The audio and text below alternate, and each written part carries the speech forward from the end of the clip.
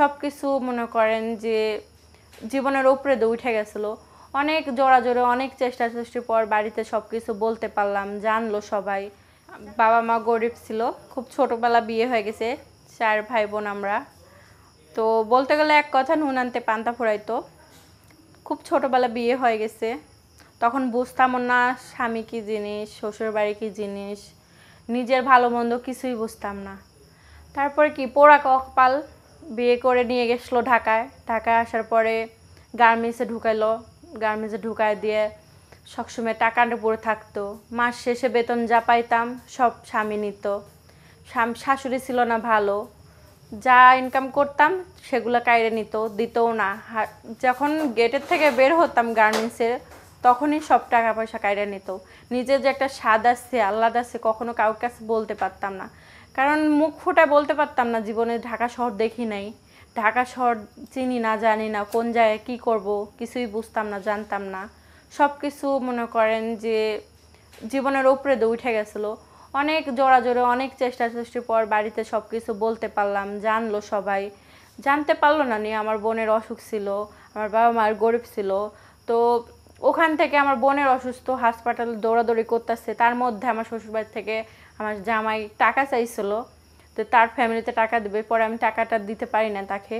পরে আমার বাড়িতে জানাইছি যে আমাকে মারধর করছে, এমন অত্যাচার করতেছে, গার্মেন্টসে কাজ করাই দিয়েছে।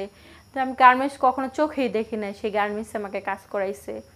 তো তারপরে বাড়িতে গেলাম, 4 বছর সংসার করার পরে বাড়িতে গেলাম, যাওয়ার পরে আমার পেটে বাচ্চাও আসছিল, তারাই নষ্ট করে দিছে। আমার শাশুড়ি কি জানি খাওয়াইছিল, খাওয়ানোর পরে নষ্ট করে দিছে। নষ্ট করার পরে আমার বাচ্চাটাও আমি হারিয়ে ফেলেছি। তারপরে বাড়িতে যাওয়ার পরে সব কিছু বলার পরে আমার ডিভোর্স হয়ে গেছে। এখন আমি আচ্ছা, ডিভোর্সটা আপু আপনি নিজে দিলেন না আপনার জামাই আপনাকে ডিভোর্স দিয়েছিল? আমার জামাই ওখান থেকে, আমার বাপ মা বলছে ওখান থেকে ওর বোনেরা, দুলাভাই, মানে মেন কি মিলার ওর বোন আর দুলাভাই, বুঝছেন? ওর বোন মানে আমার একটা এলাকার ভাই আছে, সে এলাকার ভাই এসএসসি পাস করে বাপ মার সাথে ঝগড়া করে ঢাকা শহর চলে আসছিল।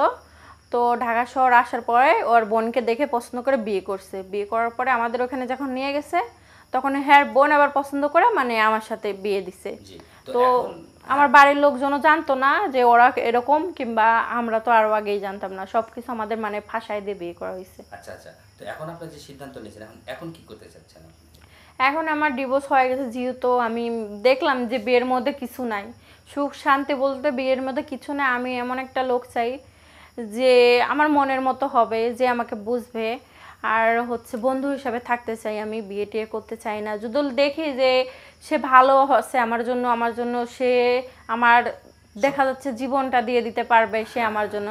আর জীবন দিলেই তো একটা ভালোবাসা প্রমাণ হয় না, যে সুখ দুঃখে সবসময় আমার পাশে থাকবে, এমন একটা লোক চাচ্ছে। মানে আপনার বিশ্বস্ত হলে বা আপনাকে সবসময় কেয়ার করলে আপনি সবকিছু পরবর্তীতে যদি আমার ভালো লাগে যে হ্যাঁ মনের থেকে মন আদান প্রদান হয়ে যায়, তাহলে তাকে বিয়ে করতে। আচ্ছা, তো এখন আপনার সাথে যদি কেউ কোনো ভাই যোগাযোগ করতে চায় যে আপনার সাথে বন্ধুত্ব করবে, তাহলে কিভাবে করবে?